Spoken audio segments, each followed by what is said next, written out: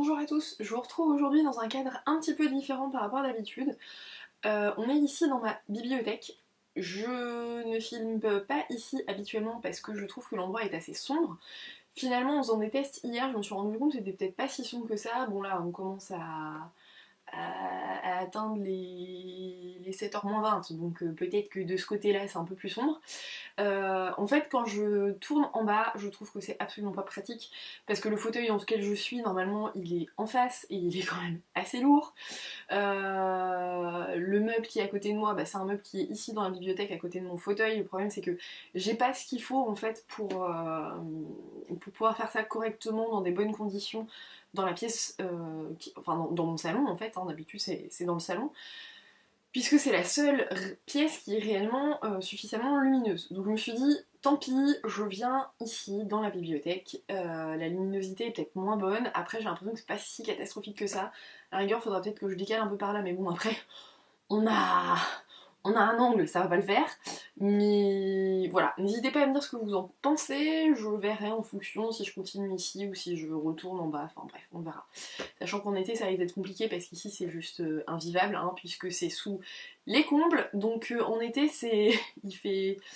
Alors je sais que dans la pièce d'en bas, dans le salon, ça peut monter à 28 degrés, ici j'ai jamais essayé de savoir, hein. Je veux pas savoir, surtout pas. Voilà. Donc on se retrouve aujourd'hui pour un book haul, pour le mois d'avril, ça y est, je décale encore toujours, pour le mois de mars. J'ai essayé d'être raisonnable, c'est pas facile, mais je trouve que franchement ça va. J'aurais voulu acheter moins ou lire plus, ça dépend. Avec mon système de points, je pense surtout que j'ai pas assez lu, mais bon, c'est pas grave. Dans tous les cas, on va pas non plus se frustrer, hein. J'avais envie de les acheter, je les ai achetés. Donc je vais commencer tout de suite, et je commence avec Pardon, avec Carbone modifié de Richard Morgan. Donc c'est de la science-fiction, c'est publié aux éditions Bragelonne. Donc moi je l'ai dans la collection Star. En fait ce livre-là, je l'ai repéré dès sa sortie. Je crois que c'était début 2017, il me semble. J'ai plus la date exacte, mais ouais, là j'ai avril 2017. Parce que bah, ces collections-là, elles sont super jolies quoi. Mais en même temps, c'est vrai que j'ai dû vous l'expliquer récemment pour un autre livre, je lis très peu de science-fiction. Et comme j'avais déjà acheté le troisième corps, j'ai plus le titre, oui je crois, aux éditions Actes Sud, c'est pas le troisième corps. Bref, peu importe. Comme j'avais déjà acheté, je voulais déjà me faire une idée avec celui-ci, voir si en lecture la science-fiction était quelque chose qui me convenait. Le souci, c'est que j'ai découvert en début d'année qu'il faisait une série sur Netflix, je crois, mais je suis pas sûre, mais bref, on s'en fiche, une série. Et du coup, j'ai forcément fait le rapprochement entre les deux titres. Et là, je me suis dit, oula, oula, ça craint là. Ils vont me refaire une édition avec la photo promo là de la série, et effectivement, ça n'a pas loupé. Et comme dans ma librairie, enfin dans la librairie de ma ville, ils avaient encore un exemplaire de cette édition-là. J'y suis allée aussitôt. Quand j'ai vu qu'il sortait une nouvelle édition, je dis celui-là je vais le chercher, sinon il va me passer sous le nez, on le trouvera plus après. Voilà, donc je suis pas sûre que ce soit la meilleure motivation qui soit pour acheter un livre, mais je suis comme ça, on ne m'en changera pas. Donc dans ce livre, en fait, on suit un... Alors déjà, on est dans... Alors je sais pas à quelle époque on est exactement, enfin c'est dans le futur, ça c'est sûr. Après, est-ce qu'ils disent... Tac tac tac... non, ils disent juste dans un avenir pas si lointain, c'est très aidant.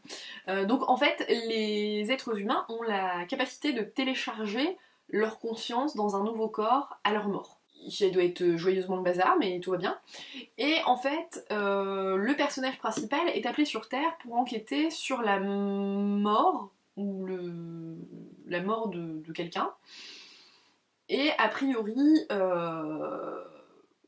initialement on aurait conclu à un suicide, mais la grande question c'est de savoir finalement pourquoi il se serait suicidé, puisqu'il sait que de toute façon sa conscience va être retéléchargée dans un autre corps derrière.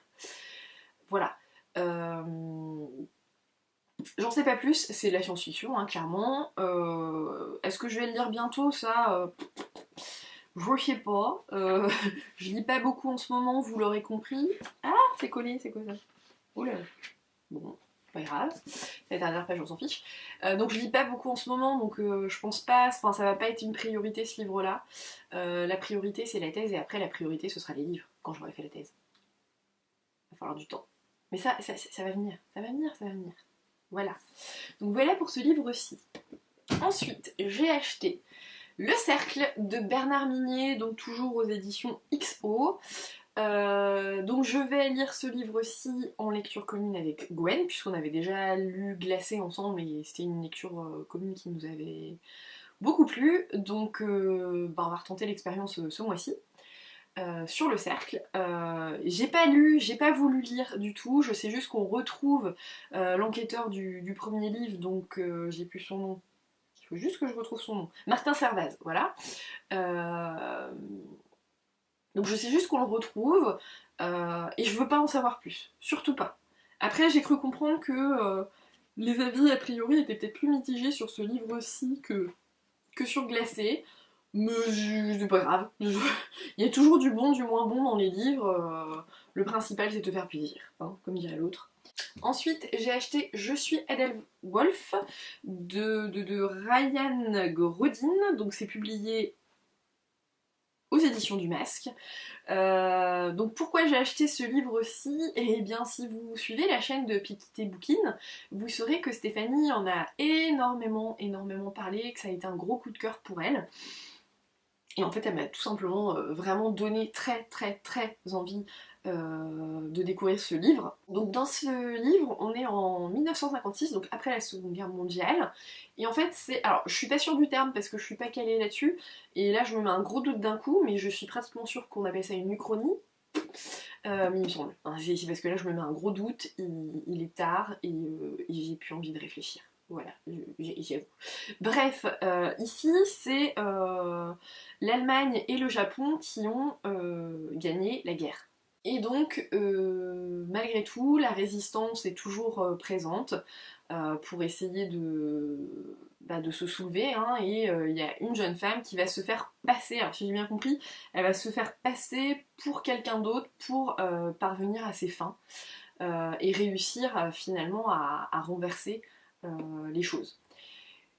J'en sais pas beaucoup plus, hein, je sais juste ça, et puis c'est tout, mais en tout cas, Stéphanie en a dit tellement de bien que ça m'a vraiment donné très envie de le découvrir. Voilà, voilà. Ensuite, j'ai reçu de la part des éditions Bragelonne, et dans le cadre d'une opération masse critique sur Babelio, Le Mal en Soi d'Antonio Lanzetta. Donc ça, c'est un thriller. Dans lequel, alors je l'ai déjà commencé, hein, j'ai même pratiquement fini, il me reste une cinquantaine de pages. Donc dans ce thriller-là, en fait, ça commence avec un meurtre. Dans une forêt en fait, sous un arbre. Donc une jeune fille est retrouvée accrochée à l'arbre et il se trouve que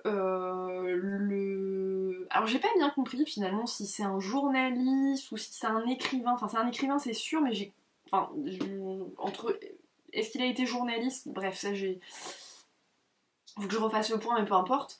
En fait, il vient sur place et il se rend compte qu'en fait, ça lui rappelait clairement un meurtre qui a déjà eu lieu plusieurs années auparavant, quand lui-même en fait était adolescent, puisque l'une de ses amies a été tuée exactement de la même façon. Donc forcément, on se pose la question de savoir si c'est le même tueur, et a priori, ce serait plutôt le cas, mais alors dans ce cas-là, qu'est-ce qui s'est passé pendant toutes ces années? Où est-ce qu'il était passé? Puisque, a priori, il n'y a pas eu d'autre corps. Et, surtout, qui est le tueur? Alors, pour l'instant, j'aime beaucoup. J'ai une idée de qui est le tueur depuis le départ. J'espère très fortement me tromper. On va voir, je vais découvrir ça ce soir, hein, vu qu'il me reste 50 pages, ça va être vite fait, parce qu'il se lit très facilement, très vite. En tout cas, j'aime beaucoup les personnages. Le personnage principal, notamment de Damiano Valente. Voilà, il n'a pas été épargné par la vie. Il a eu un accident assez grave, puisque il a le visage couvert de cicatrices, il boite, il a des douleurs insupportables, et du coup, il est tout le temps en train de prendre des cachetons pour essayer de soulager cette douleur. voilà, en tout cas j'aime beaucoup, j'en reparlerai dans un point lecture. Et voilà, voilà. Et je remercie les éditions Rajeune et Babelio pour cet envoi, parce que je sais pas si j'aurais acheté sinon. Enfin, c'est clairement le genre de livre que je peux acheter parce que ça m'intéresse. Le problème c'est que justement en ce moment, j'essaye tellement de faire attention à mes achats que je pense que j'aurais pas acheté. Mais là, voilà. Et enfin pour terminer, j'ai acheté cette bande dessinée dont beaucoup de personnes parlent actuellement. La couverture est juste magnifique, donc c'est la boîte à musique. Bienvenue à Pandorian, donc de JG et Carbone, publié chez Dupuis. Donc a priori de ce que j'en sais, en fait, il s'agit d'une petite fille qui reçoit un cadeau de la part de sa mère. Il s'agit d'une boîte à musique et a priori tout un monde se cacherait dans cette boîte à musique. J'en sais pas beaucoup plus, en tout cas la couverture est juste sublime, les couleurs sont tout aussi magnifiques, les dessins ont l'air trop beaux, j'essaye de pas aller trop loin pour pas spoiler. Et me spolier moi aussi par la même occasion, hein, voilà. Hop là. Voilà, voilà. Hop. Donc j'ai vraiment hâte de découvrir cette bande dessinée là. J'en ai d'autres à découvrir avant parce que du coup j'essaye de lire dans l'ordre où je les achète. Mais bon, après c'est pas dramatique non plus, hein. Si je l'ai lu avant, j'ai vraiment envie de la lire celle-là. Voilà, voilà. Donc n'hésitez pas à me dire si vous avez lu certains de ces livres, ce que vous en pensez. N'hésitez pas à me dire quel a été votre dernier craquage en termes d'achat dernièrement. Et puis... Et puis voilà, je vous propose pas encore pour le moment hein, les lectures communes. J'en fais une avec Gwen, mais je peux pas en faire non plus beaucoup. Et, et encore, j'ai profité d'un moment où je sais que le week-end je serai chez moi pour pouvoir la faire. Donc voilà, mais promis, quand la thèse sera passée, en tout cas quand elle sera bouclée, je pourrai commencer sérieusement à envisager ça. Voilà. Je vous dis à bientôt, je vous souhaite de très bonnes lectures. Et voilà, à bientôt pour une prochaine vidéo.